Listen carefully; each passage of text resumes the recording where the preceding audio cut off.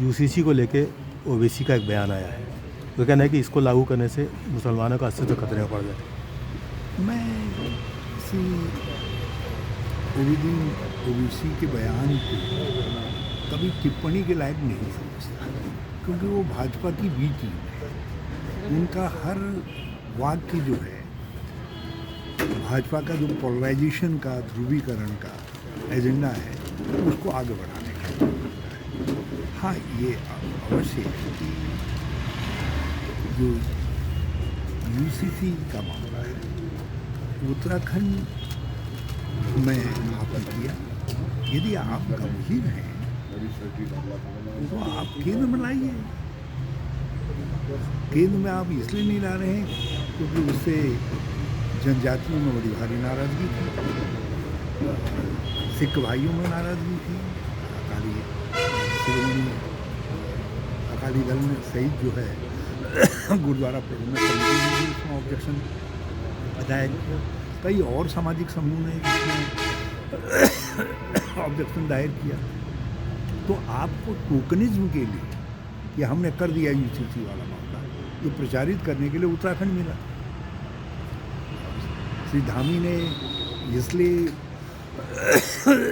ये यूसीसी की बात उठाई क्योंकि उनके पास बताने को कुछ नहीं है। क्या बताएंगे? देश के अंदर सर्वाधिक बेरोजगारी इसमें उत्तराखंड में, भ्रष्टाचार चरम पर, महिला अत्याचार में उत्तराखंड हिमालयी राज्यों में सबसे आगे है, दलितों पर अत्याचार में सबसे आगे है।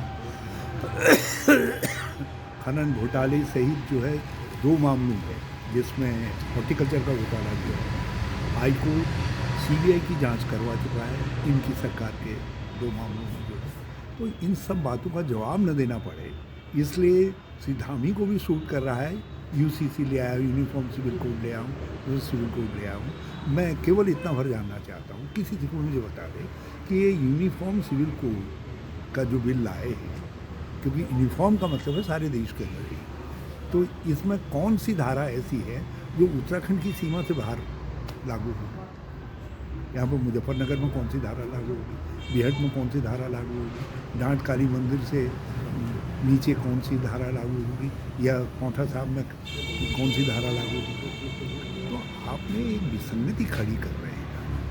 जब आप इस तरीके से पर्सनल लॉ में सारे राज्य अपने अपने तरीके से कानून बनाने लगे हैं, जैसा उत्तराखंड बनाने जा रहा है, तो इसका प्रभाव देश की एकता पर गंभीर पड़ेगा। आप केवल अपने ध्रुवीकरण के एजेंडे को आगे बढ़ाने के लिए यदि कोई ऐसा कदम उठा रहे हैं जिससे देश की एकता पर कल दिक्कत आ सकती है। कल मान लिया तमिलनाडु की गवर्नमेंट कोई ऐसा कानून पास कर देती है, बना देती है, जो कानून जो है, जिस कानून से दूसरी जातियों या गैर द्रविड़ लोगों के हितों पर चोट पहुंचती हो, तो केवल इसलिए कि उनके साथ ध्रुवीकरण हो जाए, क्या वो मान्य होना चाहिए?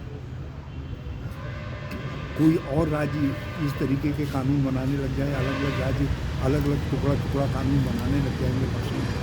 तो पर्सनल लॉ जितने भी हैं, वैयक्तिक कानून देश के अंदर जितने भी हैं, वो सब एक केंद्र को करना चाहिए, पार्लियामेंट को उसमें करना चाहिए।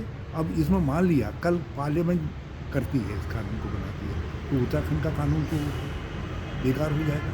तो इसलिए मैं पहले दिन से इस बात को कह रहा था कि बेगानी शादी में धामी साहब दीवाने हो रहे हैं। केंद्र सरकार को करना था, मोदी जी को, अमित शाह जी को करना था, और इन्होंने कहा नहीं मैं कर ले रहा हूँ, मैं यूनिफॉर्म सिविल कोड ले आऊँगा, मैं यूनिफॉर्म सिविल कोड ले आऊँगा। तो ये कैसा यूनिफॉर्म सिविल कोड है जो हमारी संविधान की मूल भावना के खिलाफ जा रहा है? क्योंकि संविधान के अंदर directive principle of state policy में साफ तौर पर कहा है कि केंद्र सरकार सभी पक्षों से बातचीत करके उनको सहमत करवा करके कानून लाए। तो जो काम केंद्र सरकार को सौंपा गया है, तुम उसको अपने कंधों पर ले रहे हो।